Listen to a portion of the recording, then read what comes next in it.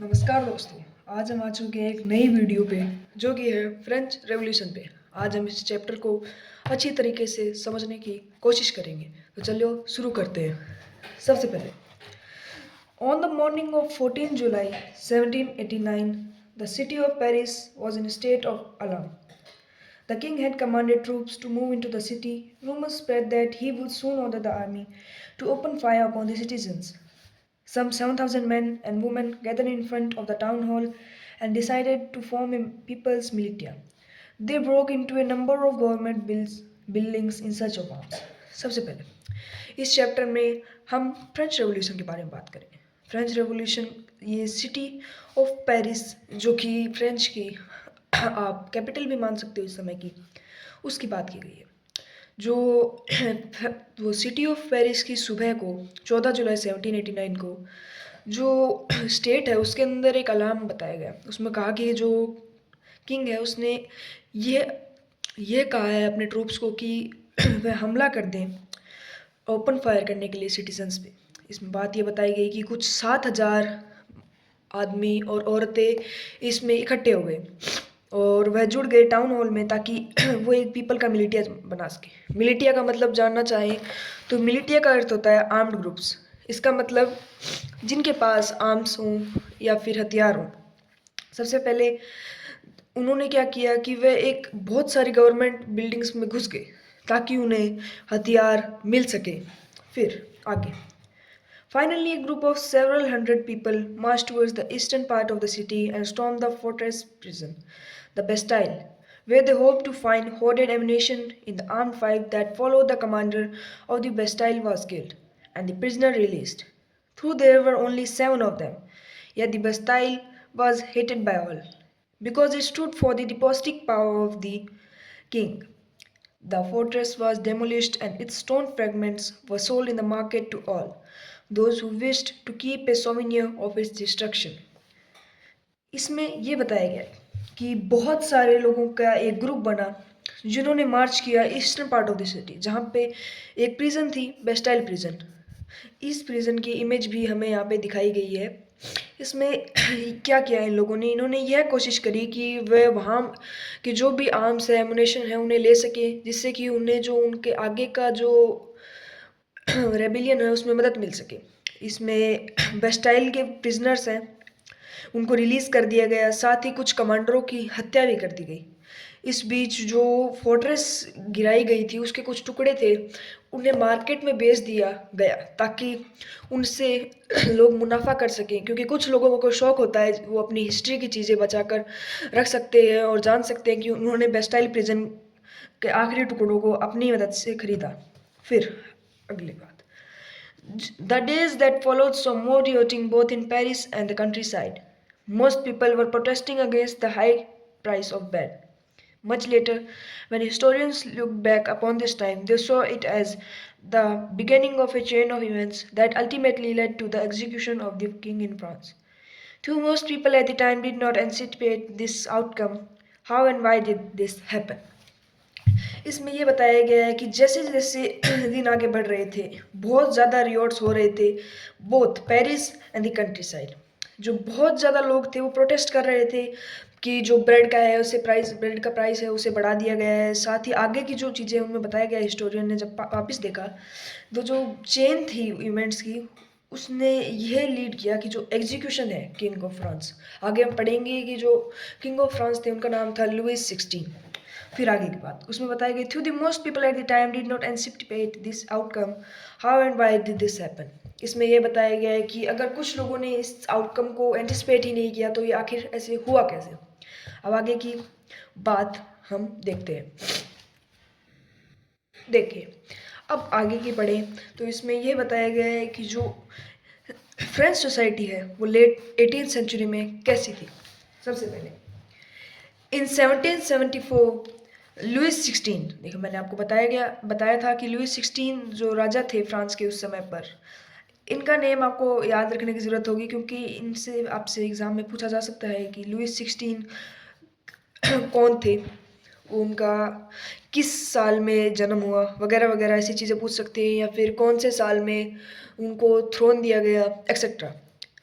बताया जा रहा है कि 1774 में वो बर्बन फैमिली में थे, किंग्स की, जब उनको जो फ्रांस का है थ्रोन दे दिया गया था, मतलब वो राजमुकुट पहन चुके थे उस समय तक।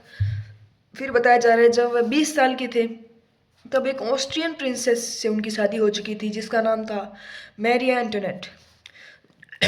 जैसे ही वो एक नया किंग बना, उन्हें पता चला कि उनके पास ट्रेजरी है वो खाली हो चुकी है। फिर बाद में पता चला कि जो बहुत सालों के युद्ध वगैरह थे, उनने फाइनेंशियल रिसोर्सेज थी फ्रांस की, उन्हें ख़त्म कर दिया। इससे भी ज़्यादा यह पता चला कि जो वर्साइलेस था वो एक बहुत ही ज़्यादा आइकॉनिक और महंगा महल साबित हुआ, जिसकी मेंटेनेंस में उन्हें इतनी कॉस्ट पड़ जाती कि कभी उनका जो ट्रेजरी है उसमें घाटा होने लगता। फिर बताया गया कि जो लुइस थे 16, उन्हें उनने हेल्प की 13 अमेरिकन कॉलोनीज अपनी इंडिपेंडेंस गेन करने के लिए। बताया जा रहा है इस वजह से उनके ऊपर 1 बिलियन लीवर से ज़्यादा डेब्ट आ गई। अब इस और अभी तक जो डेब्ट थी वो 2 मिलियन लीवर्स तक बढ़ चुकी थी। जो लैंडर्स थे जिन्होंने स्टेट क्रेडिट दिया था वो अब कह रहे हैं कि हम 10% इंटरेस्ट लेंगे लेंगे लोन्स पर। आगे की बात, जो जो फ्रेंच गवर्नमेंट थी, उन्होंने कहा कि हम एक परसेंटेज इंक्रीज करेंगे बजट में और इंटरेस्टेज पेमेंट्स में खाली, ताकि हम रेगुलर एक्सपेंसेस को मिल सके और हमारी रेस उनके साथ एक बराबर हो सके। ऐसी ही जो कॉस्ट थी मेंटेनिंग एन आर्मी और द कोर्ट की, उसमें रनिंग गवर्नमेंट ऑफिसर्स और यूनिवर्सिटीज़ थी, वो स्टेट को फोर्स कर रही थी टैक्स को इंक्रीज करने के लिए, ताकि उनका फ़ायदा एक्स्ट्रा में हो सके।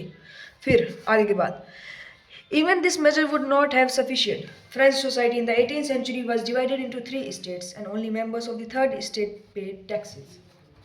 जैसे कि आगे की बात जाने तो जो फ्रेंच सोसाइटी थी उसके कुछ 3 भाग थे। उनके अंदर देखने की बात है कि फर्स्ट था क्लर्गी, मतलब जो लोग चर्चेज वगैरह या फिर प्राइस्ट्स थे वो क्लर्गी में आते थे। फिर आते थे नोबेलिटीज़, वो माने जाते थे रिच फैमिलीज जिनके पास पावर्स होती थी और जो कि राजघराने के होते थे, जैसे कि लुइस 16 है, उनकी बीवी मैरिया एंटोनेट है, या उनके परिवार वाले, उनके रिलेटिव।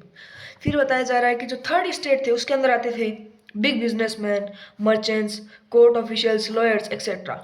और फिर उनके बाद आते थे पीजेंट, आर्टिशियंस। फिर आते थे small peasant, landless labours, servants. इसमें बात क्या है ना कि जो 90% ऑफ पॉपुलेशन थी वो थी थर्ड स्टेट के लोगों की, उनमें से भी पीजेंट्स की, आर्टिशियंस की, इन सब लोगों की। बाकी जो 60% लैंड था उस पॉपुलेशन में से वो था नोबल्स और क्लर्गी के पास। बताया जा रहा है कि जो क्लर्गी थे वो इनको बुलाकर अपनी ज़मीन में खेती कराते थे ताकि इनका फ़ायदा हो सके और इन्हें मेहनत भी ना करनी पड़े। जो बड़े बड़े पीजेंट थे और बड़े बड़े बिजनेसमैन थे, उनमें से बहुत कम लोगों के पास ये ज़मीन होती थी, जिस वजह से ये खुद के लिए कमाई नहीं कर पाते थे इतनी अच्छी। फिर आगे बात, the Society of States was part of feudal system that dated back to the Middle Ages. The term old regime is used to describe the society and institutions of France before 1789. इसके अंदर old resume नाम की एक चीज़ बताई गई है जो कि होया करता था फ्रांस की जो भी इंस्टीट्यूशंस थे या फिर सोसाइटी थी उनको डिस्क्राइब करने के लिए। फिर आगे बात उसमें बताया गया है जो, जैसे कि आप देख सकते हैं फिगर 2, ये जो मैंने आपको बताया था जिसमें सोसाइटी ऑफ स्टेट्स बताया गया है। अब आप देख सकते हैं इसके थर्ड सोसाइटी के अंदर भी कुछ ऐसे लोग हैं जो कि अमीर हैं या फिर गरीब हैं। आगे की बात, figure 2 shows how the system of state in French society was organized. Peasants made out 90% of the population. इसके अंदर ये बताया गया है कि किस प्रकार जो फ्रेंच सोसाइटी थी उसने ऑर्गेनाइज किया पीजेंट्स को 90% तक पॉपुलेशन बनाने में। फिर only a small number of them owned the land they cultivated. About 60% of the land was owned by nobles. इसके अंदर ये बताया गया है उनमें से कुछ ही ऐसे लोग थे जो कि लैंड पाते थे, बाकी 60% से ज़्यादा लैंड नोबल्स और चर्चेस के पास था। The members of the first two states, that is the clergy and the nobility, enjoy certain privileges by birth. ये जो क्लर्गी वाले लोग थे, ये ज़्यादातर वीआईपी ऐसे ज़्यादा प्रिविलेजेस यूज़ करते थे जिनसे इनका फ़ायदा रहता था, जैसे कि इनको लग्जरी मिलती थी। आपको मैंने पहले भी बताया था, जो इनका लग्जरियस अपार्टमेंट था वर्साइल, उसने इनके जो घाटे हैं उनको बढ़ा दिया और उनका खर्चा काफ़ी हद तक बढ़ गया। आगे बढ़ते हैं तो इसमें बताया गया है कि जो मोस्ट इम्पोर्टेंट था वो था एग्जेम्पशन, टैक्स भरने के लिए सिर्फ और सिर्फ थर्ड स्टेट को ही टैक्स भरना पड़ता था। बाकी फर्स्ट और सेकंड स्टेट दोनों को ही टैक्स भरने की कोई ज़रूरत नहीं थी और ये खुद ही वीआईपी बनकर रहने लगे। बाकी the nobles further enjoyed feudal privileges. These included feudal dues, which exacted from the peasants. Peasants were obliged to render service to the lord, to work in the house and fields, to serve in the army or to participate in building roads. जो nobles थे ना, वो feudal privileges का use करते थे, मतलब धर्म के नाम पर पैसे मांगने की कोशिश करते थे, जो कि पीजेंट्स हैं उन वगैरह से। फिर इनसे जो भी फ़ायदा होता उनकी मदद से ये उन्हीं को ही पे कर देते उनके किसी काम में। बाकी जो काम होता था या फिर जो सर्विसेज थी लॉर्ड को देने की, या फिर जो भी काम था वर्क्स और हाउसेस में, फील्ड्स में और आर्मी में सर्व करने के लिए और रोड्स बनाने के लिए भी इनका पीजेंट्स का यूज़ किया जाता था। बाकी जो चर्च थे वो खुद का शेयर निकालते थे टिट्स में से। टिट्स एक ऐसा टैक्स है जो कि चर्चेस के बारे दिया जाता था, जो कि जो लोग होते हैं उनका 1/10 उनकी खेती बाड़ी का मांगता था। वैसे तो इन लोगों के पास ज़मीन नहीं थी, फिर भी ये चर्च बीच में आकर उनका मुनाफा लेना चाहता था, खुद 1/10 ऑफ लेता था, 1/10 ऑफ उनका मुनाफा लेता था। फिर बताया जा रहा है कि जो थर्ड स्टेट है उन्हें टैक्स भरने पड़ते थे स्टेट को, ऑल मेंबर्स को जो थर्ड स्टेट के थे। फिर बताया जा रहा है कि एक डायरेक्ट टैक्स भी था जिसे कहते थे टेल, जो कि डायरेक्टली स्टेट को दिया जाता था। मतलब जो आप नॉर्मल टैक्स भरते हो वगैरह, वो ये टेल मान सकते हो आप। इसमें टिप्स में क्या होता था, अगर आपके पास 10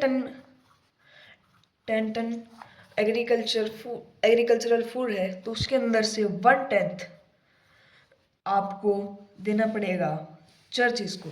इसका मतलब समझे आप कि 10th का अगर 10 से डिवाइड करें तो कितना आंसर आएगा, इसका आंसर आएगा 1। तो मतलब 1 टन इनको देना पड़ता था चर्चेस को। फिर आगे की बात बताई जा रही है कि जो टैक्सेस थे वो थर्ड स्टेट अकेले से ही भरे जा रहे थे। ये तो हमने पहली बात कर ली, तो अब आगे वाले चैप्टर पे बढ़ते हैं। चलिए फिर अब आगे बढ़ते हैं। ये देखिए, सबसे पहले तो हमें एक बहुत बड़ी इमेज दिखाई गई है जिसके अंदर दिखाया गया है कैसे ये जो पीजेंट्स हैं और थर्ड स्टेट के लोग हैं वो यहाँ पे बेचारे खाना ला के टैक्स भर रहे हैं, और बाकी ये जो रिच हाउसेस थे वो यहाँ पे लग्जरी के प्रिविलेजेस उठा रहे हैं। फिर आगे की बात करें तो ये है द स्ट्रगल टू सर्वाइव। इसके अंदर आते हैं तो हम आगे पढ़ सकते हैं, फिर आगे की तरफ सकते हैं। The population of the France rose from about 23 million in 1715 to 28 million in 1789.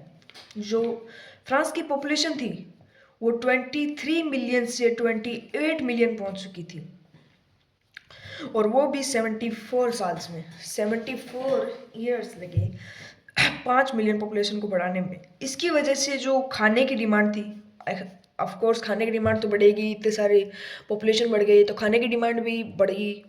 फिर आगे की बात करें तो production of grains could not keep pace with the demand. जो ग्रेन्स का प्रोडक्शन है वो डिमांड के हिसाब से पेस नहीं रख पाया, उतनी तेज़ी से नहीं बढ़ पाया जितनी तेज़ी से पॉपुलेशन बढ़ रही थी। इस वजह से जो मोस्ट वर्कर्स थे, जो लेबर्स का काम करते थे वर्कशॉप में, उनके ओनर उनकी वेजेस को फिक्स रखते थे। मतलब अगर उन्हें मान लिया अगर 50 रुपीज़ मिलते हैं हमारे हिसाब से, एक एग्जांपल की तरह, तो 50 रुपीज़ मिलते थे, तो उनके जो अगर ब्रेड के प्राइजेस 50 से 75 हो गए होंगे तो वो ब्रेड भी नहीं खरीद सकते। और ये जो वर्कशॉप्स में जो काम करते थे उनके ओनर, मतलब जो काम करवाते थे उनके ओनर, वो उनकी वेजेस को बढ़ाने के लिए भी नहीं मानते थे, फिक्स्ड वेजेस रखते थे उनके एक तरीके से। फिर जो वेजेस हैं वो भी पेस नहीं रख पाए प्राइस की राइजेस के साथ। तो जो गैप था पुअर्स और रिच के बीच में वो बहुत ज़्यादा हद तक बढ़ गया, मतलब दूरियां आ गई अमीर लोगों और गरीब लोगों में। फिर आगे की बात, things became worse whenever drought और हिल रिड्यूस द हार्वेस्ट। जो थिंग्स थी वो बिगड़ती गई, सूखा पड़ गया, और जो सूखा और जो तूफान है उन्होंने रिड्यूस कर दिया जो भी हार्वेस्ट था उसको, जिसकी वजह से एक सब्सिस्टेंस क्राइसिस आया। सब्सिस्टेंस क्राइसिस का मतलब होता है extreme situation where basic means of livelihood are endangered. इसका मतलब एक ऐसी सिचुएशन जिसके अंदर जो भी लोग थे, जो बेसिक मीन्स, जो लाइवलीहुड मतलब जो बेसिक नेसेसिटीज़ होती है लोगों की ज़िंदा रहने की, वो भी मतलब खतरे के अंदर आ जाती हैं। ऐसे होते हैं subsistence crisis. Something that occurred frequently in the France during the old regime. एक ऐसी चीज़ जो कि फ्रांस में अक्योर करती थी ओल्ड रेजिमे के दौरान। आज के लिए इतना ही, बाकी मिलते हैं कल के एपिसोड में एक और मज़ेदार वीडियो के साथ। धन्यवाद।